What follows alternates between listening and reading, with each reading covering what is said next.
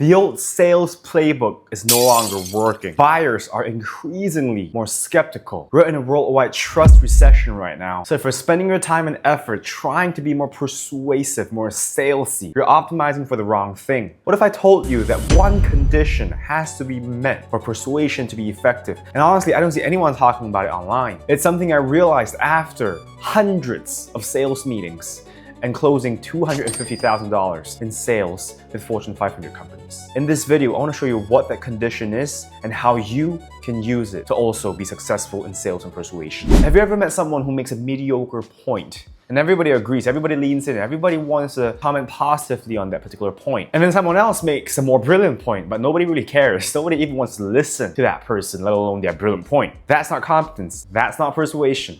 That's status. And status is that condition for persuasion to be effective. Psychologically, status is really just the prestige, respect, and worth that people give you. If you're someone of high status, people think that you're prestigious, you're well respected, they can learn something from you. On the other hand, if you're low status, they don't respect you, like the person who's ignored even though he makes a good point. And psychologically, there are two main ways for us to earn status. There is the dominance pathway, where you gain status by showing people that you're physically forbidding and threatening. And there's prestige, where you show people that you have status by displaying your knowledge, your skills, your wisdom. And in a business context, typically you want to gain status through prestige. Maybe in some business contexts you can still use dominance, but for the most part, in the modern world, prestige is the way to go. So in sales and business and negotiations, if you want your persuasion techniques to be effective, you first need to display prestige. You first need to show that person and demonstrate that you have knowledge, you have skills, you have wisdom, you have insider information that they can learn from you. And that's how you're able to gain status and then persuade whoever you're talking to. Let me tell you, I learned this the hard way. The first time I pitched to a Fortune 500 company, I was still a very new business owner. And I thought that to be able to be persuasive, I needed to be nice.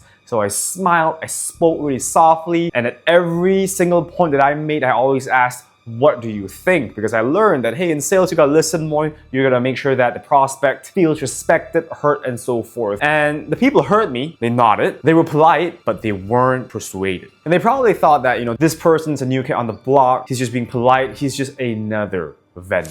And I didn't really know what's wrong until I realized that, hey, maybe I'm not utilizing this status dynamic correctly. So in my next meeting with them, when I was speaking, I was no longer just asking, what do you think? I was still making an intent effort to listen to them, but this time, before asking about what they thought, I also said, well, these are my offerings, and this is what I have understood about your industry after speaking with your competitors and industry leaders. And that's why I'm here to talk to you about X. So with that, what do you think? And this time I saw the energy in the room change. They started leaning in. They started asking me more perceptive questions. And when they saw that I was able to demonstrate familiarity in their industry, I knew I had their buy-in, and we managed to close the deal. It was a six-figure deal. And I knew at that time that I succeeded not just because I was persuasive, but also because I displayed status first. I showed them that, hey, I understand your industry and therefore I'm worth your time. In fact, you should listen to me if you want to learn a thing or two and benefit from me. And let me tell you, if I'd focused on trying to make my slides more beautiful, trying to be more persuasive, trying to be more aggressive, I wouldn't have been able to close a deal.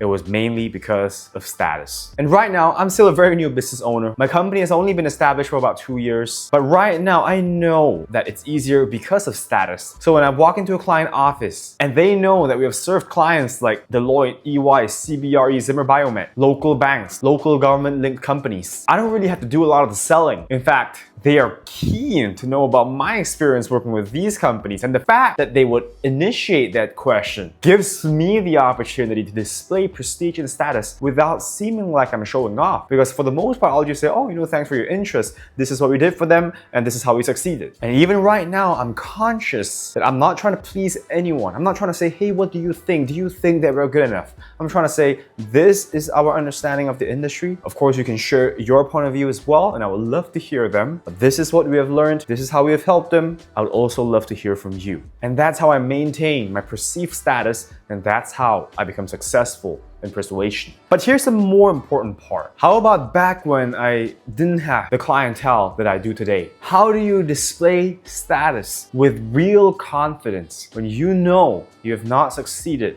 in building a business, building a clientele, building trust across the industry? The only answer is volume. You've got to put in a lot of work. So if you're talking about starting a business, you want to speak to as many prospects as you can, because every prospect that you speak to is information for you. And the more information you're able to gather, the more familiar you are of the industry. And once you have these information, they become your knowledge. And that's exactly what people like Alex Hormozi says about building evidence. Knowledge is a form of evidence. And once you have those evidence, you're able to display them in future client meetings. That's how you earn status and confidence. And that's ultimately how you make your persuasion effective. So as you're writing your next script, preparing for your next pitch, you want to make sure that aside from asking yourself, what am I trying to achieve here? You want to also ask yourself, how would these people look at me? And how can I make them feel that I'm someone of high status, someone worth their time, someone they can learn from? And when you're able to master that, you will be able to be more convincing and persuasive, all things equal. If you want to learn more about psychology, sales, persuasion, confidence, charisma, please watch the next video that's coming up. And until next time, I'll see you.